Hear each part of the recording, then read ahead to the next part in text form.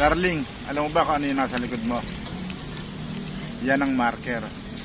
Yan ang tanda na ang ating pambansang bayani, Jose Rizal, ay dumaan dito. Tingnan natin yung marker na kung bakit siya dumaan dito. Ayan, mga idol. Dumaan siya dito noong ika-27 ng Hunyo, 1892 sa isang bahay sa Pook na ito. Naari ni Kapitan Ibaristo Puno na siya dumalaw dito sa Tarlac. Pero alam mo darling, ang tanong dito, bakit dumaan dito ang ating pambansang bayani si Jose Rizal? Bakit po siya napatpat dito at nakitulog-tulog ng isang gabi? Ano ba ang chismis? Kasi dinalo niya ang kanyang pinakamamahal na si Leonor Rivera sa Kamiling, Tarlac. Alam mo ba sa pagbago sa panahon ngayon natin, may isang oras o halos mahigit pa ang biyahe mula rito sa bayan ng Tarlac, Tarlac papunta ng Kamiling, Tarlac. Ngayon dala mo ang kotse. Ay noong kaya kalesa lang ginagamit. Ilang oras kaya ang biyahe nun, ano? Yung isang oras ngayon, baka nung araw baka 4 na oras. Hindi ba? Malayo. Pero ano nga bang dahilan? Bakit pumunta si Jose Rizal sa Kamiling, Tarlac? Ang chismis girlfriend niya si Leonor Rivera. Ayan. Girlfriend niya. Tanong, nagkatuluyan ba sila? Hindi. Tanong mo kung bakit? Kasi tutol yung nanay ni Leonor Rivera kay Jose Rizal. O tanong mo, bakit tutol? Bakit tutol?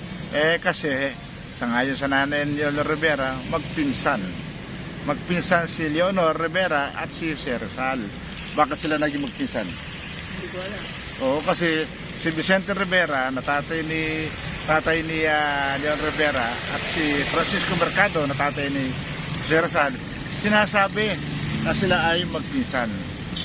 So lumalabas, mamangkin daw ni Vicente Rivera si Jose Rizal.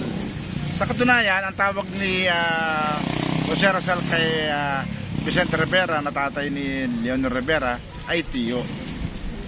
Kaya sukdulan ang tutol ng nanay ni Leonor Rivera kay Jose Rizal para mapangsama nito bagamat tunay na nagmamahalan ang dalawa, no? Kung totoong magpisa sila, darling, ay di yung pambansang bayani natin si pinsan pinatos parang ganun ang dating nun, ganun ang chismis, di ba? Ang tanong, nagkatuloyan ba sila? Hindi. Ang napangasawa ni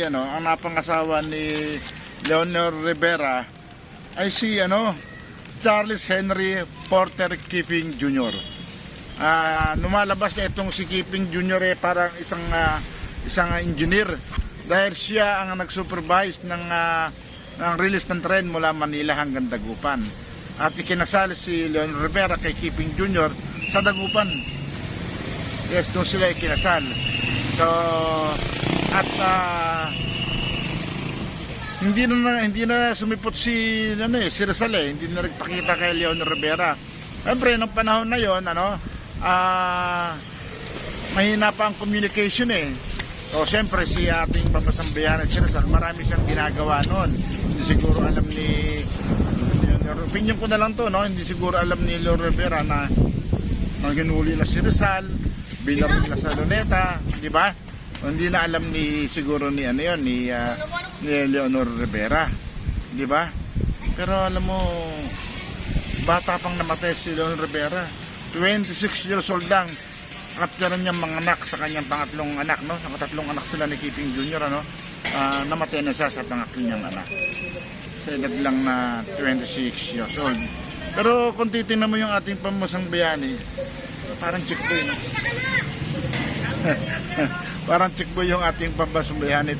Ano't ano pa man ang ating pambansang bayani, siyempre mahal natin yan dahil siya ang nagmulat sa maraming Pilipino para maghimagsik at labanan ng mananakop ng Kastila. Sa katunayan, tagahanga niya sa Andres Bonifacio. At kaya humawak ng armas at lumaban sa pamalaang Kastila sa Andres Bonifacio dahil nabasa ni Andres Bonifacio ang sulat ni Jose Rizal.